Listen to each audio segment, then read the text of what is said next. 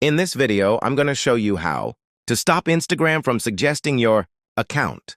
Before we start, go to the app store and make sure your Instagram app is updated to the latest version. This will ensure all the settings appear correctly. So if Instagram keeps recommending your account to other people, I'll show you how to turn this feature off step by step. First, close the Instagram app completely from the background. Then open any internet browser on your phone. In the address bar, type instagram.com and press enter. Once the page loads, tap on the login button and sign in to your Instagram account. After you're logged in, tap on your profile icon in the bottom right corner of the screen. Now tap on Edit Profile and scroll down the page. Here you'll see an option called Show Account. Suggestions on profiles. Make sure this option is turned off and disabled. Once you've done that, scroll down and tap on Submit to save the changes. That's it.